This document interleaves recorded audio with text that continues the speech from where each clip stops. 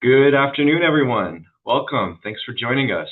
My name is Nick Perry. I'm the Coyote Valley Project Director and Long Range Planning Manager here at the Santa Clara Valley Open Space Authority. So happy that you've all decided to join us for our kickoff for Coyote Valley Discovery Days, and happy first day of spring. So without further ado, we are going to start this presentation. I am joined here today by my colleagues Jennifer Peth, Senior Open Space Planner, and Aaron Abear, our Natural Resources Manager. You'll be hearing from them a little bit later, but let's go ahead and get started with the webinar. So what we'll be covering today, a little bit of background on the Santa Clara Valley Open Space Authority for those of you who do not know us, some project background on our work in Coyote Valley. Aaron will then talk about our habitat and floodplain restoration alternatives for the Coyote Valley project area. And then Jen will be talking about regional trail and connection concepts, as well as new open space destination concepts. All the while, the question and answer function in Zoom should be open. So if you have questions that come up, please put them into the Q&A. We will answer them towards the end of the presentation. We hope to have about 15 minutes towards the end of the hour to go through the questions and give you answers. So let's go ahead and get started. So the Santa Clara Valley Open Space Authority, our mission is to protect natural lands, working lands, agricultural lands, and connect people to nature. So, wrong way. Thanks, Jen. We are an independent special district. We're a public agency created in 1993. We're funded primarily through parcel tax and grants. We've protected around 30,000 acres of open space in Santa Clara Valley since we were founded in 1993.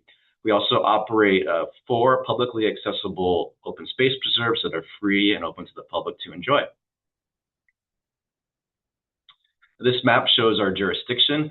We cover the cities of Campbell, Milpitas, Morgan Hill, San Jose, Santa Clara, and unincorporated areas of Santa Clara County. And you see the dark green on this map are our 3 open space preserves: Mayana Yakima Coyote Ridge, Coyote Valley Open Space Preserve, Rancho Cañada del Oro, and Sierra Vista near Alum Rock Park in San Jose.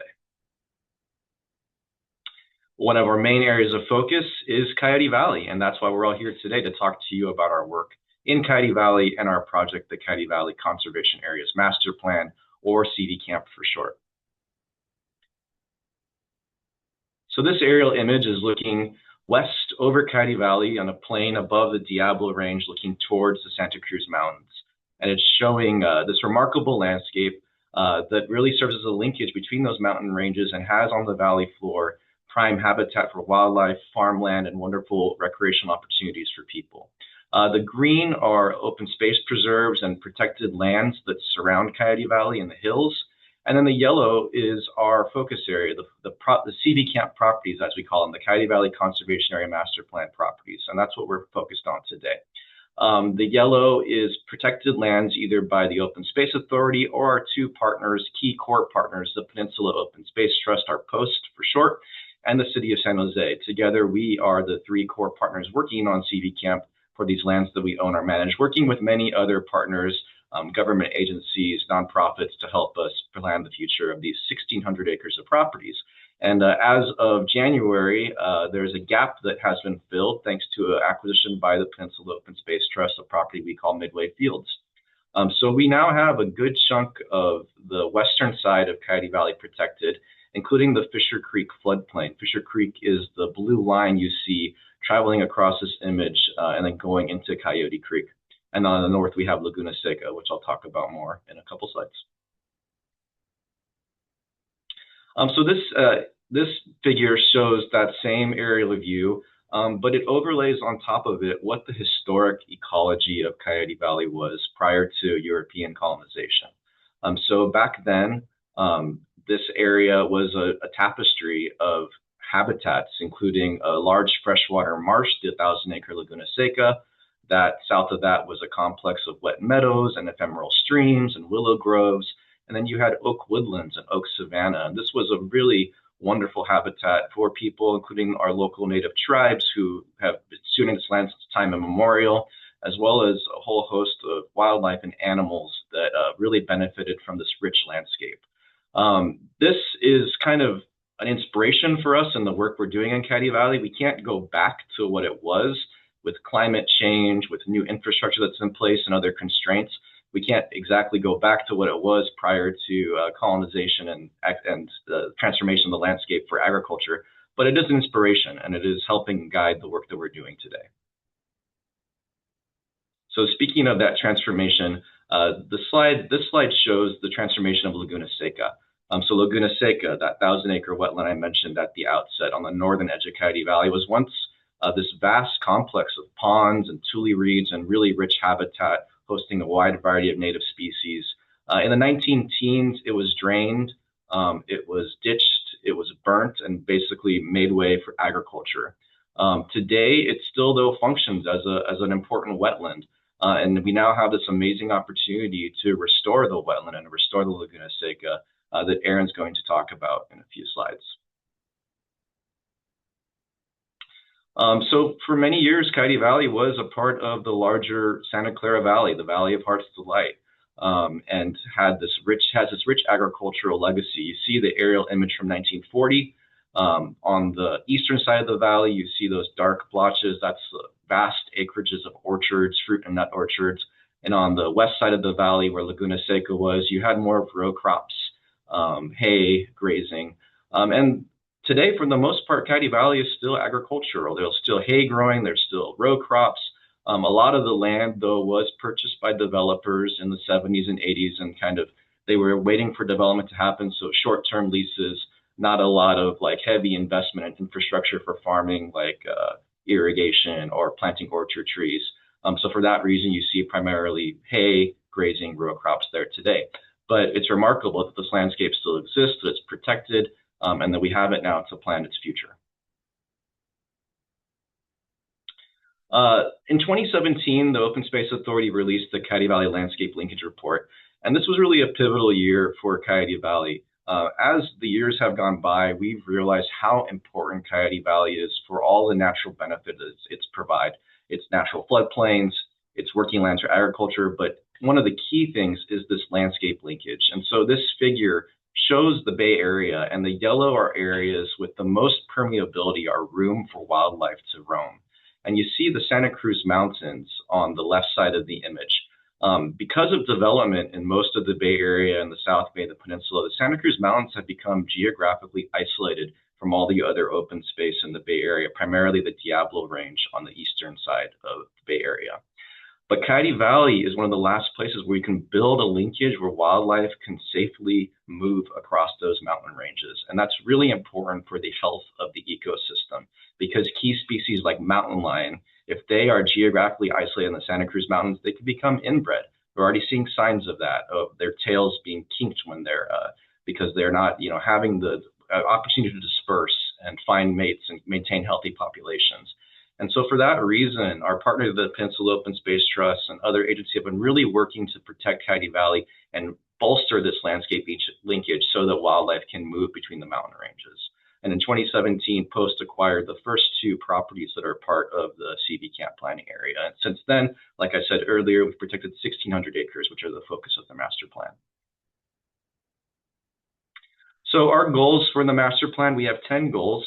And we also have a really robust and wonderful team working with us to help create this vision. So I'll start on the left side. We have what we call the Connecting People to the Coyote Valley team. And the goals that part of the team is focused on are things like public access, interpretation, opportunities to bolster the local economy through open space destinations, and engaging the public, both through the planning process like we're doing today, but also into the future. We want people to be actively involved in the stewardship and care of this landscape. And that team is led by the firm CMG Landscape Architecture. The graphics you're going to see Jen present today were developed by that team. On the other side, on the right side of this image, we have the Coyote Valley Landscape Linkage team led by the firm HC Harvey. And that team's really focused on creating that landscape linkage for wildlife. How can we restore the habitats? How can we protect the really critical water resources that exist in Coyote Valley? How can we adapt this landscape to climate change? How can we bridge the barriers that infrastructure like roads create for wildlife movement? That's the focus of that part of the team. And then in the middle, the kind of middle of this Venn diagram, you have overlap where we have both sides of the team working on local agriculture and how do we integrate local agriculture into our plans for these protected lands. We're also working with transportation planners. There's many roads that bisect the properties that have been protected since 2017. How do we improve those roads to make them safer for wildlife and for people? And also integrate them into the trail network and also make improvements to the buses and bus stops. So that's also an area we're considering. And then lastly, the last goal is this goal of the holistic vision. These 1,600 acres are just a small piece of the puzzle in the much larger Coyote Valley. So we're not looking at them in isolation. We're always thinking about the role that they play in the larger picture for both Coyote Valley and Santa Clara Valley and the Bay Area and the state as a whole, because Coyote Valley really is a special landscape of regional significance for our entire state. So where we've been, back in 2023, we were really focused on studying these properties that have been protected, getting to know them better, doing biological surveys, doing all types of assessments so we knew what the existing conditions were. Back in 2024, we did another round of outreach, much like Discovery Days, where we shared out all that we've learned about this landscape and asked folks to tell us what they thought and what their experiences on the landscape were and what their goals and priorities were. In 2025, we created an opportunities and constraints report, and that was really synthesizing things and getting our consultant team up to speed on all the wonderful opportunities and difficult constraints we need to surmount in this landscape to achieve our goals and our conservation vision. And right now, where we are is the conceptual alternatives process. And this is really about like putting all the ideas that have been talked about or been floating around in folks' heads on the table, putting them into drawings and making them available for everybody to look at and consider a whole wide range of different methods to achieve our goals on these protected lands. So again, the timeline where we've been, we're over halfway through the project. We are now sharing out the conceptual alternatives. We really want to get people's feedback on the ideas that we've put together so far. What we're going to do with that feedback is it's going to help inform the next stage of the project, which is just creating a preferred concept plan. So the things that you're going to see today, they're by no means final. These are basically early concepts that we're going to be mixing and matching and evolving based on the input we hear from the public, from our science advisors, from key partners and stakeholders to get us to that preferred conceptual plan in 2027. And then from there, taking it into environmental review and having the plan adopted. So hopefully we're ready to do some groundbreaking in 2028. So with that, I'll turn it over to Aaron to talk about our habitat and floodplain restoration alternatives.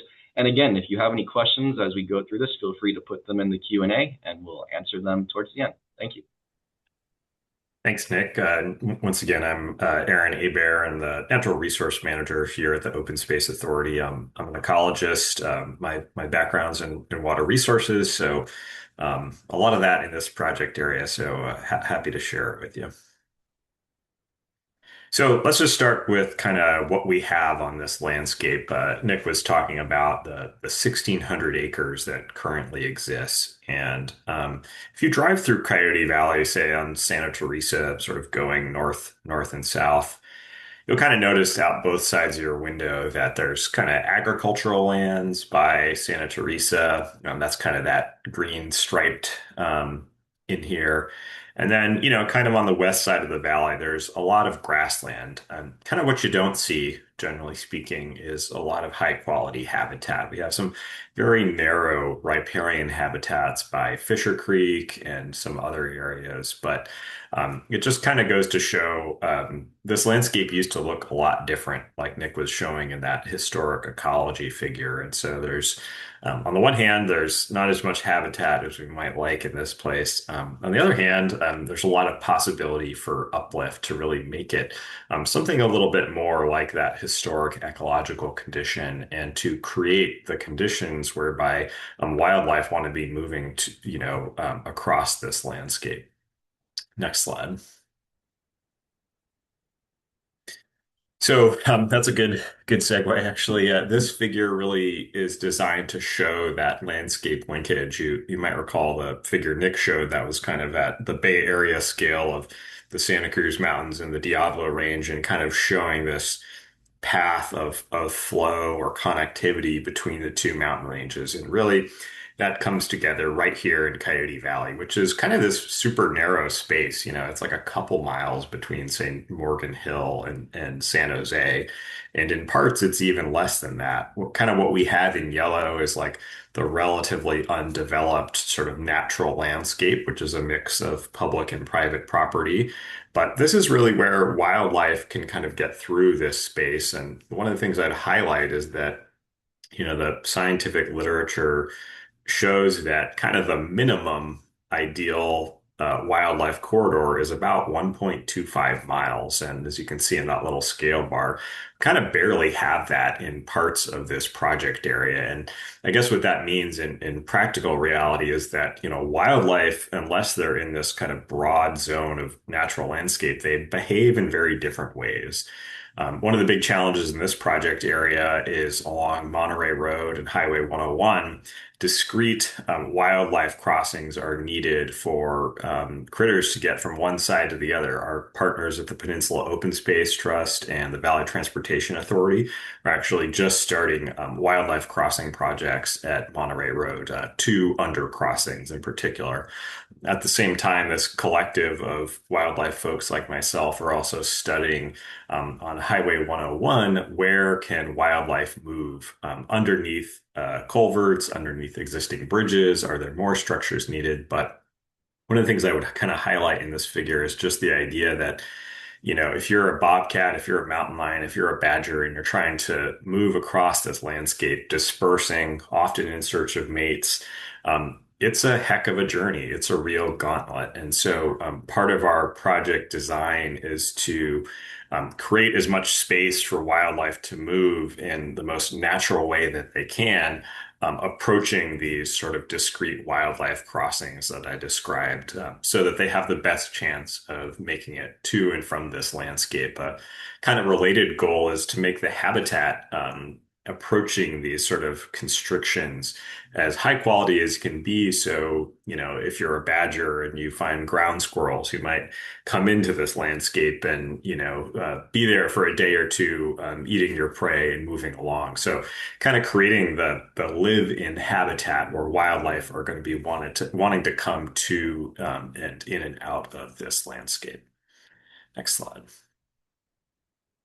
So this diagram really shows kind of how we've like blocked and chunked the landscape into different zones of use.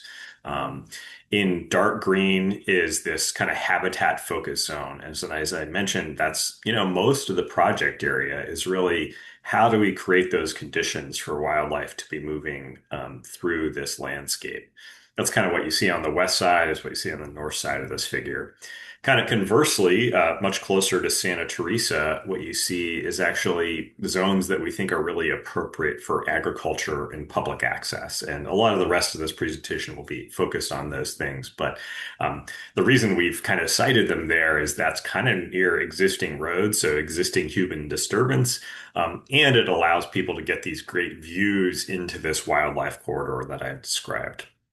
And then we kind of have this space in the middle that we've called the transition zone, which is kind of like, buffering uses between, maybe higher intensity agricultural or public access activities and that, more kind of undisturbed or restored landscape we hope to create in the wildlife corridor, what we're calling the habitat focus zone. So kind of conceptually, we have these three areas and they've kind of been our kind of North Star, as it were, when we're thinking about specific uses on this landscape.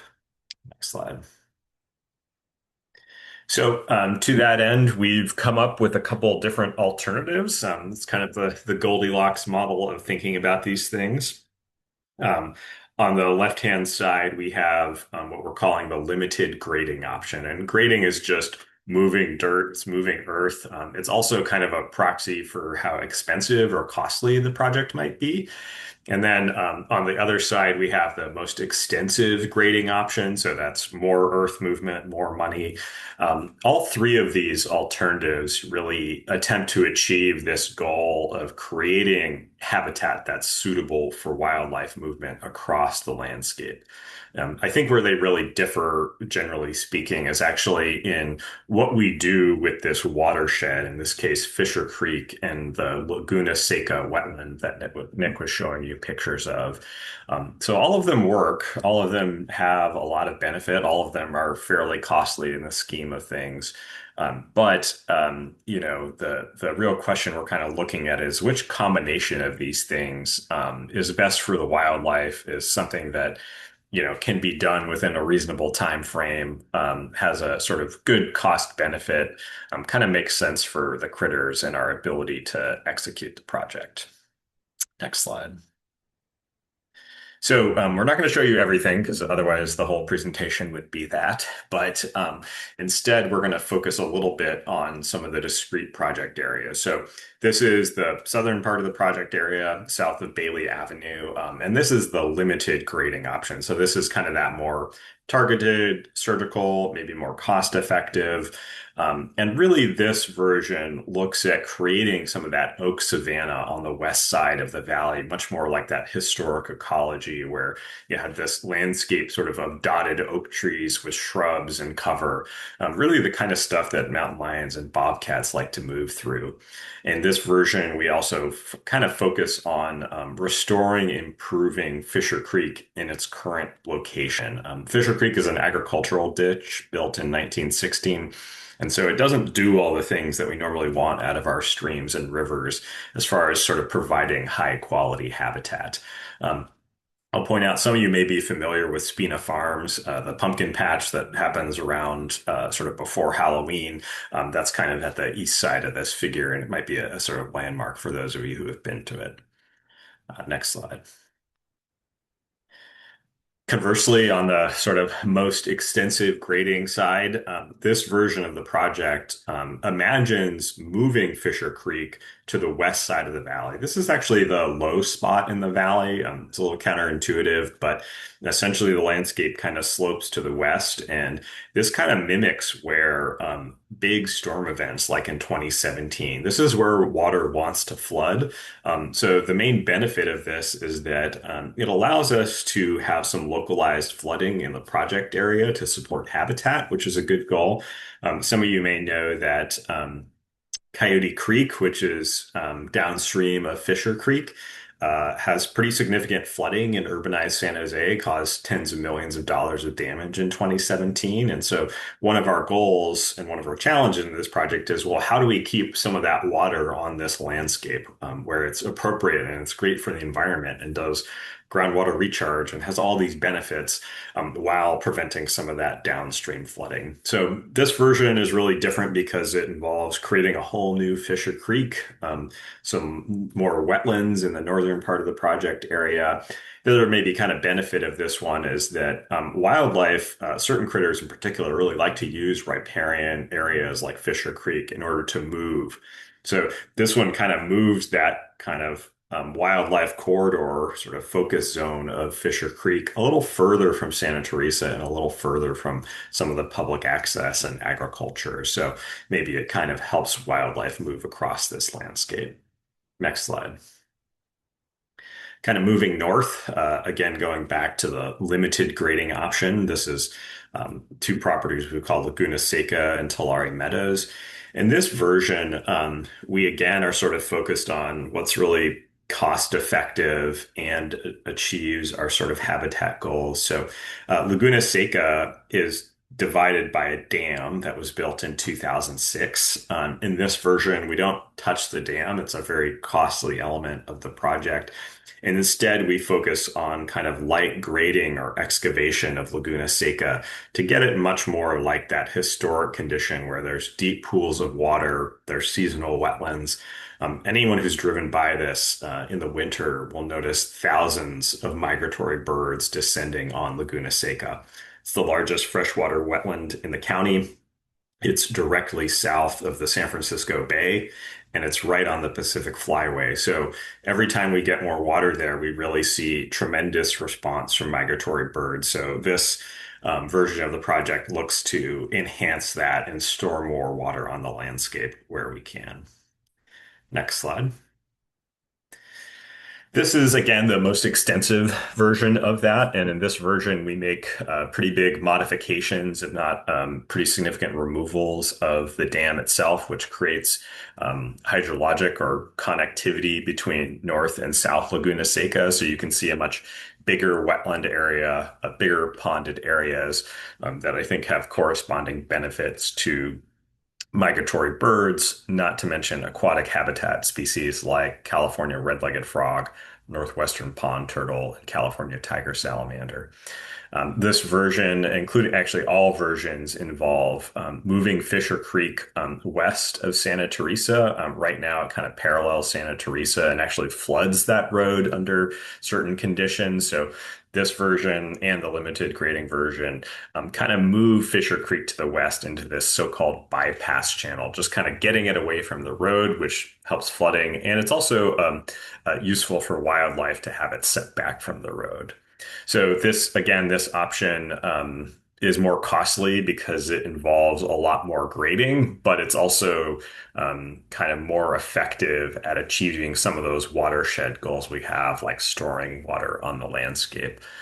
One of the challenges, however, is that that dam does some good things from a flood control perspective. So we are exploring, well, we might need to offset some of that storage on the landscape that you get from the dam by almost like sort of building a little berm along the perimeter of Laguna Seca, essentially to raise the height of the storage in there, so Santa Teresa isn't impacted during really extreme flooding events. Next slide. So that's kind of an overview of the project from a habitat perspective. And as I hope you can see, there's a lot of different things we're exploring and playing with. We have more information online if you want to go deeper. We didn't show you that middle option because, again, just in the interest of time, didn't want to go too deep, but there are more materials online if you're interested. This figure shows maybe how Coyote Valley might change from an agricultural perspective. Nick mentioned that there's currently this kind of mix of hay and grazing and a few row crops in the area, including Spina Farms, the pumpkin patch.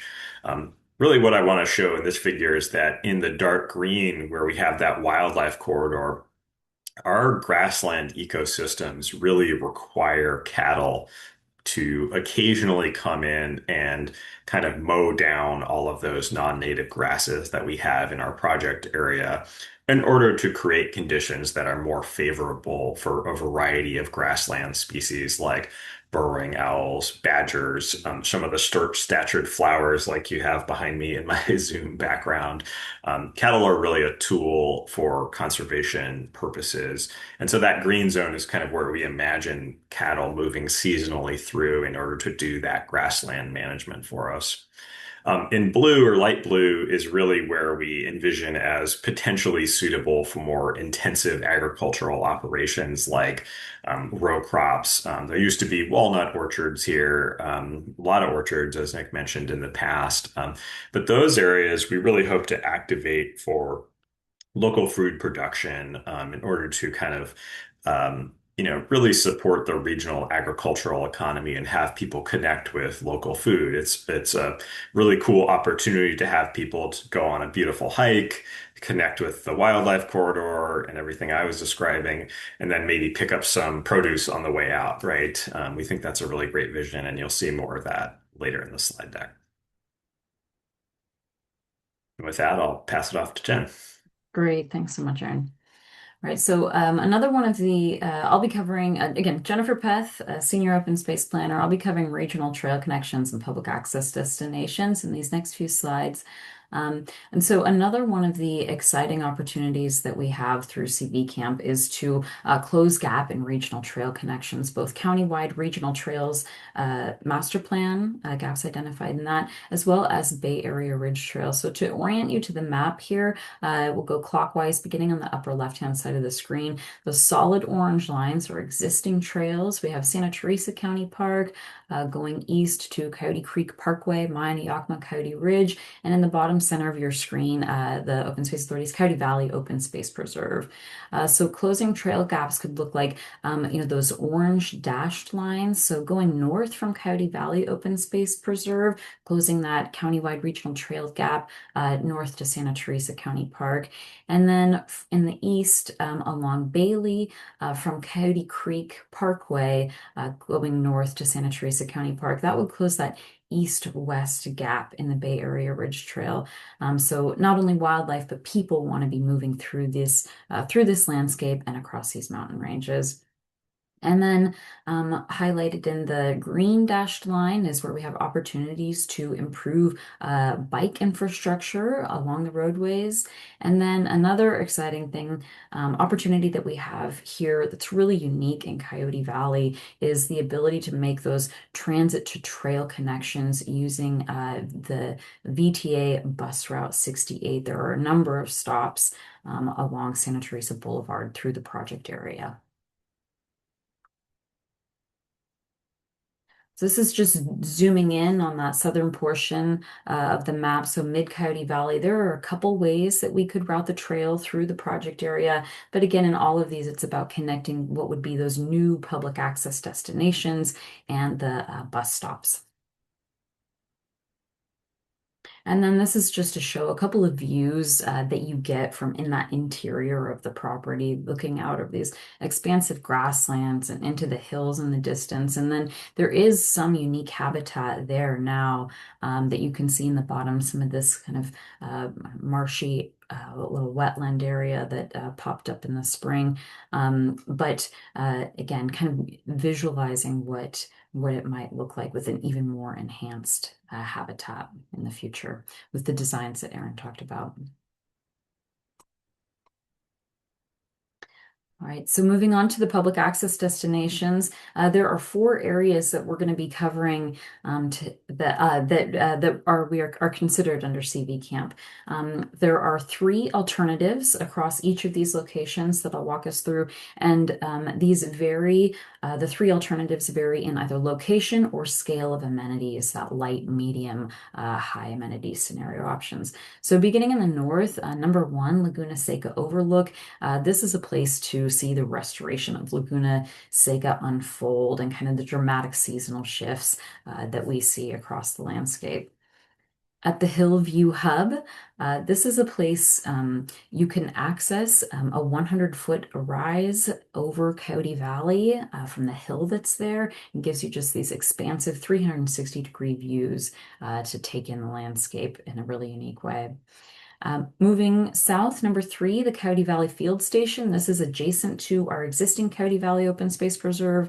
Here we have an opportunity to extend parking and amenities and those trail connections that are growing. And then number 4, the Agricultural Gateway, a place for people to connect to agriculture in Coyote Valley, celebrating its rich heritage as well as its promising future.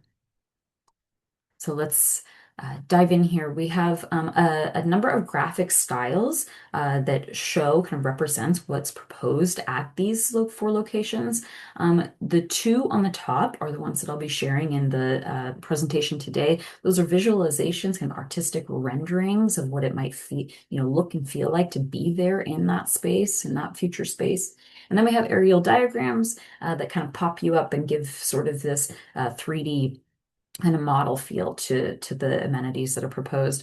And then we also have what's available online for each of these alternatives or plan views. And these are a little more technical, 2D, and these will form the base as we build on the scenarios going forward.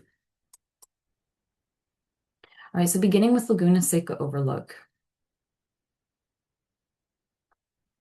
For each of these will provide a little bit of a before and after, but here's what you see out there today. This is looking south toward Morgan Hill. And this is what you could see under a project implementation scenario. So it's in looking out those views over that restored wetland and on a place seating where we have seating and an observation deck, maybe a wildlife viewing platform, as well as interpretation about the landscape. And at this site, the alternatives focus on different locations. So what's consistent across these three locations are they're connected to that spine, that regional trail spine, that north-south along Santa Teresa Boulevard. And then the overlooks could be placed in each of these provide kind of this overlook view. Number one off of the existing dam, that's on the southern the left-hand side of the screen. This would be located on the south midway point along Laguna Seca, looking north. And then you have option number two in the center of the screen. That would make use of an existing berm that would provide views looking south over Laguna Seca, or overlook option number three, making use of an existing hill that's there on the property today. Another thing, across all three of the scenarios, we have the ability to make use of an existing service or ranch road through the property for guided or docent-led access. Moving on to the Hill View Hub. So this is again that hill that's at the southwestern corner of Santa Teresa and Bailey. This is what you see from the top of the hill today. Again, those 360-degree views out over Coyote Valley. This is looking south toward Morgan Hill. And this is what you could find there. There's opportunity to view the working functional agricultural lands in the distance, as well as the restored landscape in Fisher Creek. This would be a place to gather and then also take in those views. There could be restored plants, native plants, and again, seeding, observation, and interpretive signage about the landscape. So the three alternatives here and at the rest of the sites range from light to medium to high amenity options. So what we have that's consistent across this site, we have the staging area to provide more parking, and then we have regional trail connections to the north and south, as well as that hilltop trail connections to the VTA bus route 68, a picnic area, and an outdoor classroom to bring groups out to the site. Will we start to layer on our restoration learning gardens, an opportunity to get up close and experience those plants that are the basis of the restoration scenarios. And then this just looks at a different location for that staging area, an outdoor classroom located a little further north up Santa Teresa Boulevard. And in the high amenity option, we add native pollinator gardens and nature play. So this is an area that invites, children and others to come off the trail. This is something that would be new for the Open Space Authority, but another way to connect people with nature. So another thing that's proposed in this high amenity option is a native plant nursery, and this would provide the Open Space Authority access to all the plants that would be needed again in those restoration scenarios. This is one site that's being considered for a native plant nursery, and I'll talk about that other site next. So we have the Coyote Valley Field Station. Again, this is that site that's adjacent to the existing Coyote Valley Open Space Preserve. Here's what you see today, looking north. And here's what we could see in the future. So the people in the foreground would be sitting in what could be a welcome and education center. You see the multi-use trail surfaces heading out to connect use areas. We have the nature play in the distance. You can see the children on the logs there, interpretive signage, native plant pollinator garden. And here's that aerial diagram. So what's consistent across these three alternatives, this is the light amenity option. We have the Welcome and Education Center and expanded parking. In this scenario, that Welcome and Education Center could be something like an open air kind of shade structure. And we have the native pollinator garden with that nature play. The medium scenario option, what we begin to layer on is this is that second site that could be considered for a native plant nursery. And then in the high amenity option, moving that native plant nursery back a little bit that would allow space for an agricultural demonstration area. This would allow visitors to get up close and personal with farming practices and farmland, and as well as California native grassland demonstration area. So this would be something that would be an area that would be managed, so we have the ability to see what native California grassland would look like, which is something that we don't typically get to see in our open space today. And again, all of these connected by local trails, connecting the use areas and connecting to that multi-use regional trail to Coyote Valley Open Space Preserve and places north and amenity options, other destinations, including the one that I'll cover next, which is the Agricultural Gateway at the corner of Palm Avenue and Santa Teresa. Here's what we see today. And here's what we could see in the future. So across all these options, farm stand, where you can buy low fresh local produce and additional parking for the farm stand. In this light amenity option, all of those improvements are located on the east side of Santa Teresa. We make use of an existing developed building footprint to provide farmer serving resources, including like for a courtyard is it for storage and equipment, a barn with wash and pack stations, and then that again, farm stand with parking. This is also on the bus route next to a bus stop. In this medium amenity option, we increase the size of the farm stand parking, move those over to the west side of Santa Teresa, and add in an outdoor shade structure, kind of gathering space. And in this high amenity option, there's an educational barn that gets added. This would be visitor serving, something that farmers could use and having the ability to have agricultural education in that authentic setting. All right, so that wraps us up on the public access destination concepts. So I'll talk about some of the next steps. This in progress work that we have is stakeholder and community outreach, right? We're kicking off Discovery Days today. We have a big spring outreach schedule ahead of us that I'll share, and we'll be seeking feedback from the public. We are going to continue on watershed modeling. So that's some of that work that Erin is working on, just to continue to dig into all of that, those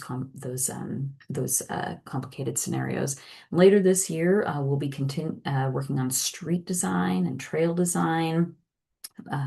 As well as looking at a phasing permitting strategy as we begin to develop that preferred concept. So that's how we again do the mixing and matching that Nick talked about, taking in feedback from the public and stakeholders and coming up with the preferred concept. And again, that phasing, how we would implement that over time.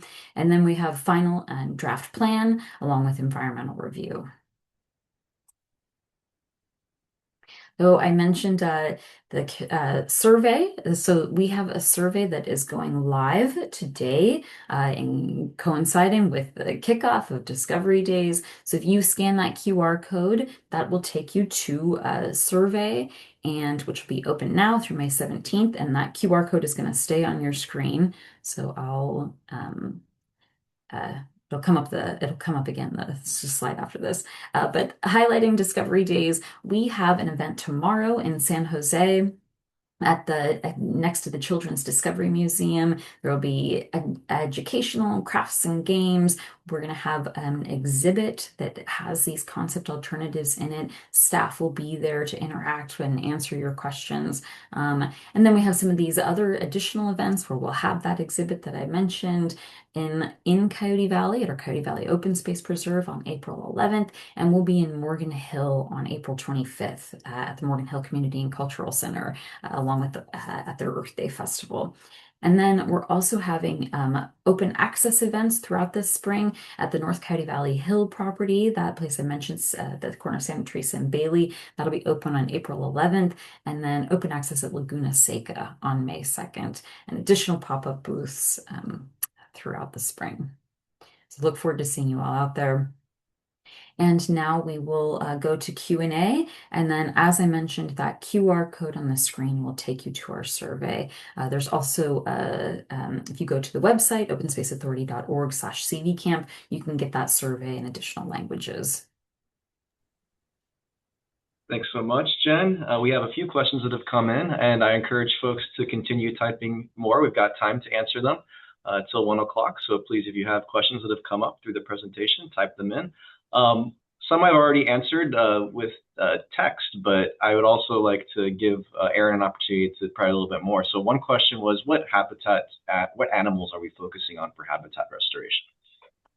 Yeah, so Nick put a link in the chat to what we call our focal species, right? And really, these are the species that we're just trying to incorporate in some way or another into our projects.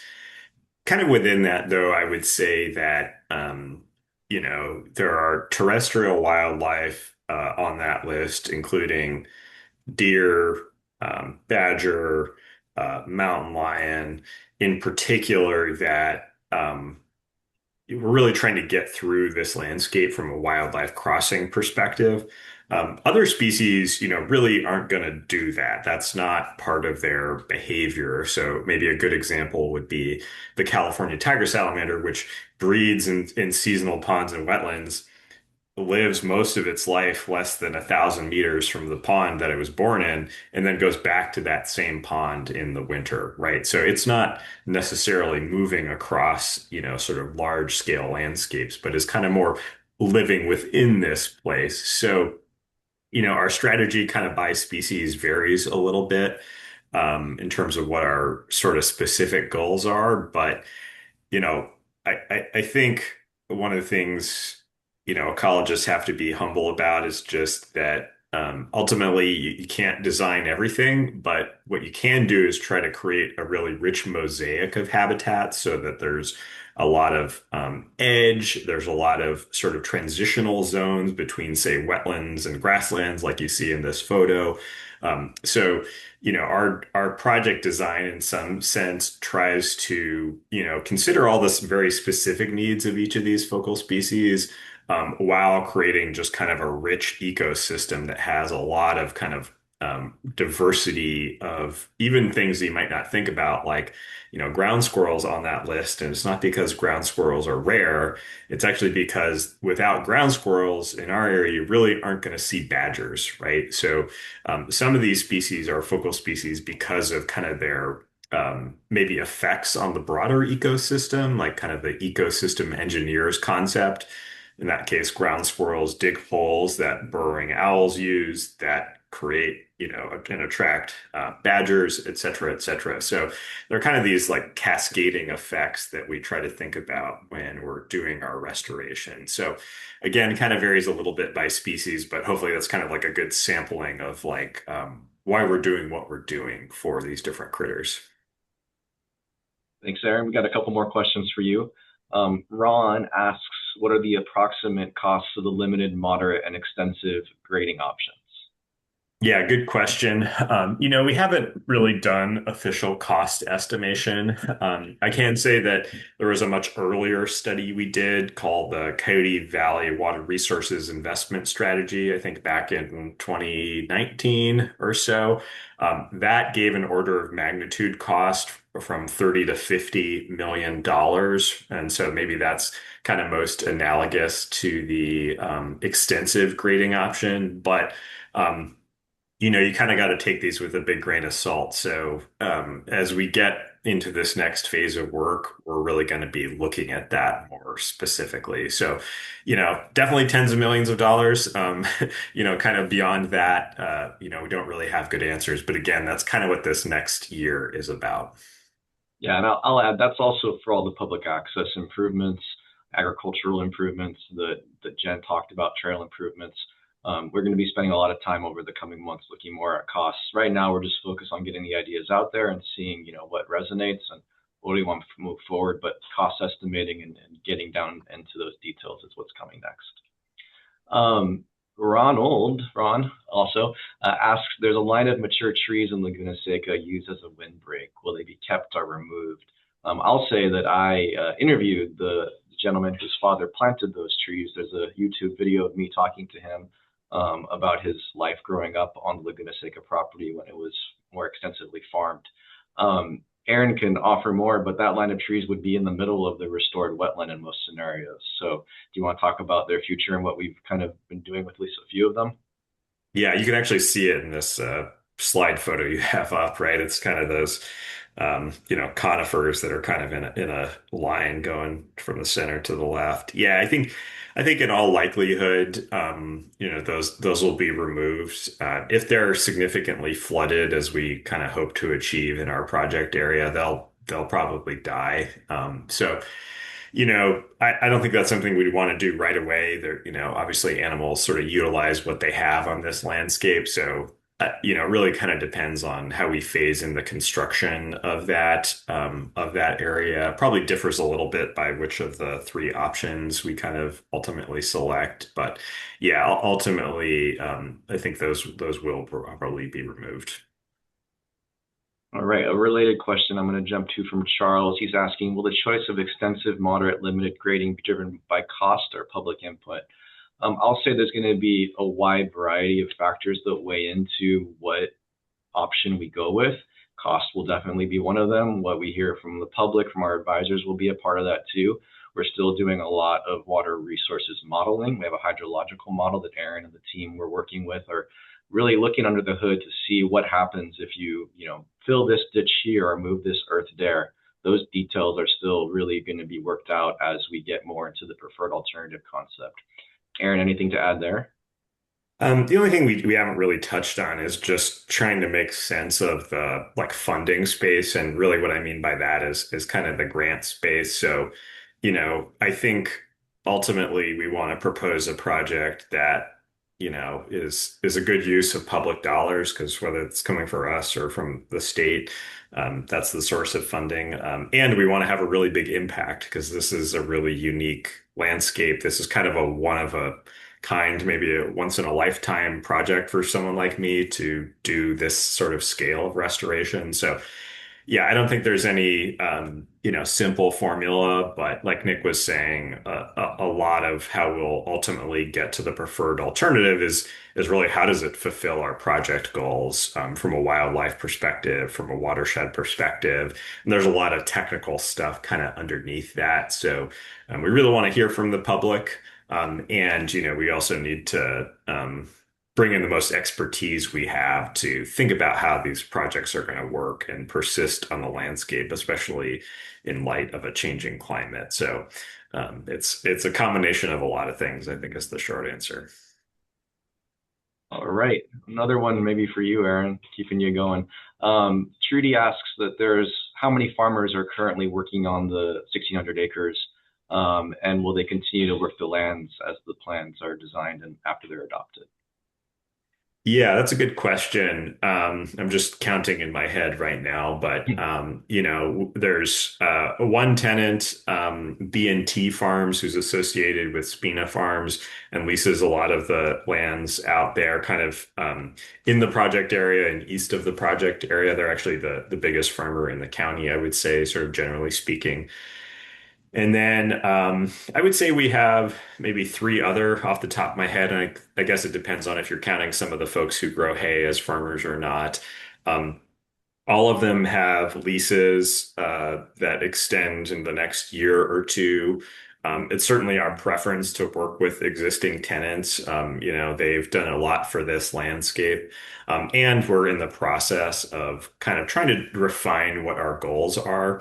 Some of the land, however, does not have a tenant. There was, for example, a 60-acre walnut orchard that the walnuts actually died from high groundwater sort of flooding from beneath effectively. So we have some places that don't have tenants. We have a very small farm, a saffron farmer who does a 1 to 2 acre farm on some of those lands. So yeah, we have a couple of existing tenants who do kind of a diverse set of practices, and I know they're all interested in staying on the landscape. And then we have a couple of properties where we don't have tenants, where new folks might be coming in. Darren. Jen, this one maybe you'd be best to answer. Samarth asks, says it's a cool plan, thank you. Is there interest in setting something up like a food forest, integrating native hedgerows? They've been talking to local tribes and wondering if they want to be involved in gathering acorn flour and native foods. You want to talk about our work with local tribes and those types of ideas for the project area? Yeah, absolutely. So to the some of the agriculture questions asked specifically about hedgerows, something that I didn't point out in the concept alternatives, but we have identified hedgerows as native hedgerows as part of that, part of the well, landscaping, for lack of a better word, around the destinations and screening, and so absolutely. And then also silviculture or agriculture integrated with woodlands is something that's come up. We're going to have conservation grazing in areas of the restoration areas. So cattle or other animals is something that ideas that have been tossed around. And then in terms of working with local tribes. Absolutely. So we've been in communications with the local tribes, including the Mwekma Ohlone tribe, the Tamiya Nation, and the Amamutsun tribal band. We've had site visits with them out here and are eager to partner with them on concept alternatives. So whether it's developing use spaces or discussing land access or education and interpretation. But yeah, absolutely. Looking forward to that. Thanks, Jen. Janelle's asking, what are our thoughts on water-sensitive design, including permeable surfaces and reduced roadway footprints versus conventional pavement infrastructure to achieve our conservation goals? Great question, Janelle. That is definitely something we're working with. But we didn't talk a lot about it today because a lot of the work is still ahead of us in the coming months. But street design is a huge component of the plan. And we have one of our consultants working with us is Sherwood Design Engineers. And the things you're talking about are kind of their bread and butter. How do we lessen the impact of that type of built roadway infrastructure? Make sure that the runoff is going in a place that it's not just going directly into the habitat we're trying to restore. How do we reduce the footprint of paved areas? What type of paving do we use? Those are all details that we are going to be diving into in the coming phases. We are partnering with the San Jose Department of Transportation on design of Santa Teresa Boulevard, as well as with county roads to figure out like how can we make those streets better for people, for wildlife, and for the environment. So great question.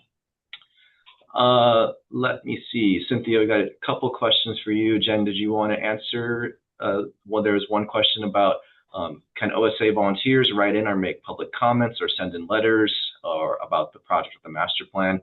And then maybe a somewhat related question, but plans for volunteer facility to plan, prepare, and celebrate. Yeah, great. Thanks, Cynthia, and thanks, Nick. Yes, in terms of submitting comments, there are opportunities for write-in comments on that survey. So if you go to the survey, there are a few opportunities, like I said, throughout the survey to type in your comments there. You can always email us at cvcamp@openspaceauthority.org with any comments or questions as well. And then in terms of the a volunteer facility or a facility for the general public to get together, yeah, I think there are a few spaces like those outdoor classrooms or the Welcome and Education Center that can or the educational barn for that matter that could operate these kind of flexible use spaces for different groups, including volunteers, definitely. And volunteers are going to be a critical piece of bringing this plan to life. We want to work with people, work with volunteers and the public as we're, planning, but also implementing and stewarding the landscape in an ongoing way into the future. Thank you, Jen. I missed one question from Ron asking Fisher Creek, and will it be restored for migrating fish? Do you want to take that, Aaron? Yeah, sure. It's a great question. As I kind of noted in my comments, Fisher Creek is a ditch, right? That was created in 1916. So it doesn't have a lot of the things that fish like, which is, kind of not surprising because it's again a sort of an artificial feature. So, in Coyote Creek watershed, there's historic Chinook, steelhead, which are kind of the most flexible and adaptable of the salmonids, can be present in Coyote Creek. Fisher Creek itself doesn't really support so, steelhead, certainly not Chinook, in its current form. And so, one of the things that the National Marine Fisheries Service folks have told us is actually, they don't want fish entering Fisher Creek, because it really doesn't have any of the things they need. It doesn't have a lot of the food that they feed on. It's pretty silty because again, it's kind of just cut into the hillside and not really a stream system. Doesn't have any of the gravels that fish need for spawning. So it totally makes sense as a kind of question and idea. And certainly, nearly all Bay Area watersheds should be improved from a fisheries standpoint. That's kind of my background. But Fisher Creek itself, it's kind of like putting a fish in a culvert or something like that. It's really not kind of suitable habitat for them. So it's a good question. But the other thing I would note is that Fisher Creek is an extremely ephemeral channel. It's sort of like after a big rain, it kind of looks like a creek, but 90% of the year, it really doesn't have much in the way of water except for kind of the lowest sections kind of near Coyote Creek. So yeah, again, not really suitable habitat. It's good for other critters, but not salmonids. Thanks, Aaron. And then I'll just point out for those that didn't see in the Q&A, David asked about the hilltop overlook that Jen presented and its name, Spreckles. It had been called Spreckles Hill informally in the past. That's not an official name. If you haven't already, I highly encourage you to check out the story map that we published a few months ago, done by an amazing intern, that chronicles the entire history of Coyote Valley through the lens of that hill, maps and images. If you haven't seen that yet, check it out. You'll learn more about this landscape and its history. We're at the end of our time together. I want to thank all of you for joining today, for all the fantastic questions. I want to thank my fantastic colleagues, Aaron and Jen, for co-presenting with me, and the huge team of people that are working on this project right now. We've got an amazing group of individuals that are devoted to making the best future for this landscape. So thank you to all you out there who are listening and have helped with this project. Encourage everyone to take the survey, and please come and join us at the upcoming Discovery Day events. Hope to see you out there. They're going to be a lot of fun. We'll be all over the place, and we hope to meet many of you in person out there. So with that, thank you again. Have a wonderful weekend and take care. Bye.